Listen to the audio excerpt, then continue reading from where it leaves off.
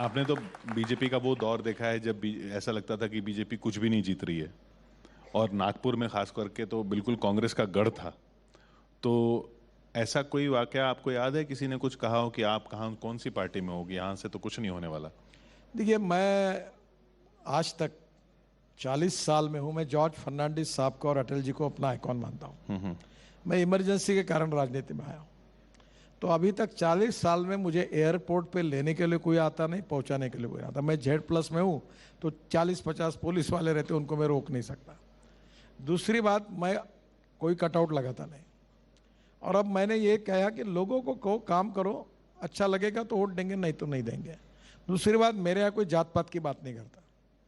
मैं अगर बोला जात पात की, मैं उसको बोलता हूँ मेरे से बात नहीं करना, और कुछ कहता हूँ जो मैं आपको कह नहीं सकता।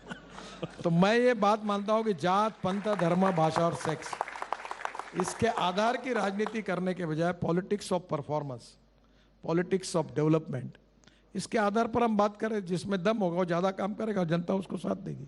तो मैं कन्विक्शन ओरिएंटेड हूँ, और इसलिए कुछ बातें मुझे पसंद, मैं पब्लिक को बोल देता हूँ डायरेक्टली, ये तुम्हारा काम होगा नहीं, मैं करूँगा नहीं, अब इसके बाद इसके लिए मत आओ, दूसरा काम बताओ।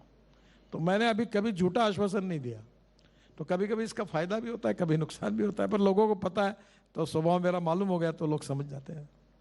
तो कोई ऐसा नहीं जो पहले कहता था कि आप नहीं जीत सकते? सर, मुझे नागपुर में ऑल पार्टी सपोर्ट है, जैसे दिल्ली में पार्लियामेंट में हुआ।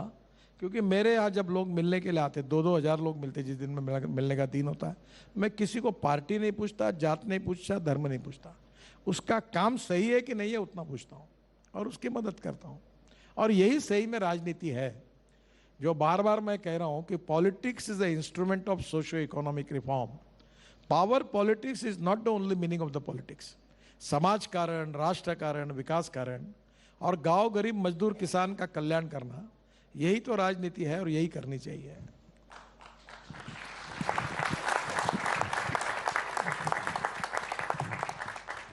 नितिन जी, सड़कें तो अच्छी हो ही रही हैं, हर कोई तारीफ कर रहा है, पर एक शिकायत लोगों की ये भी है कि टोल टैक्स बहुत महंगा हो गया है।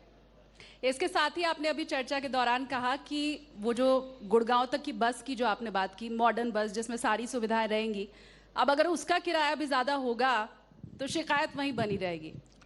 देखिए, मैं मजाक में इसी होटल में इसी सवाल का 1-2 बार जवाब दे चुका हूँ। अगर आप ये कार्यक्रम यहाँ कर रहे हो तो होटल का बिल देना पड़ेगा, और वो निश्चित रूप से लाखों में होगा। हाँ, फुकट में करने का ऑप्शन था, रामलीला मैदान पर आप भी 2 चेयर रख देते, आप और मैं बैठ जाते, तो हो जाता था। तो पहली बात आप याद रखिए, if you want good services you have to pay for it.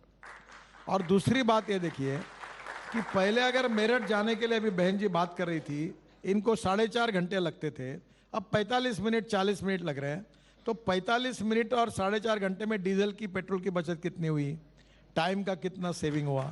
तो उसके बदले में थोड़ा, तो अभी मैं लाखों करोड़ के रोड बना रहा हूँ। अब बजट 2 लाख करोड़ का है मेरे पास, पर उसके साथ मैं 5-6 लाख करोड़ के बना पा रहा हूँ। तो कुछ प्रोजेक्ट वायबल है, कुछ नहीं है। तो मुझे अगर वो काम करना है तो पैसा लगेगा, और पैसा है तो मुझे अब लोगों से पैसा मैं खड़ा कर रहा हूँ। मुझे गरीब लोगों से पैसा, अभी मैं, हमारा इन्वीट करके बॉन्ड है, मैंने मुंबई स्टॉक एक्सचेंज में हमने लॉन्च किया। 10 दिन का टाइम रखा था, मैं गोवा था, और 10 दिन के बाद वो बेल बजाकर वो बॉन्ड क्लोज करना था, और कार्यक्रम होने वाला था।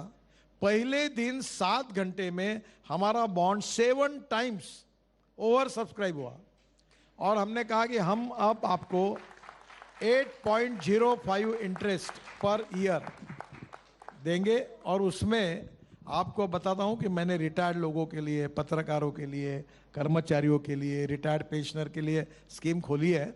8.05% इंटरेस्ट, और हर महीने में इंटरेस्ट उनके बैंक अकाउंट में जमा होगा। अब कौन सी बैंक इतना इंटरेस्ट दे रही, और मैं उनको अगर इंटरेस्ट दूंगा, पैसा खड़ा करूंगा, तो मैं टोल नहीं लगाऊंगा, तो सब काम कैसे कर पाऊंगा? यही उसका प्रश्न। चलिए, एक आखिरी सवाल।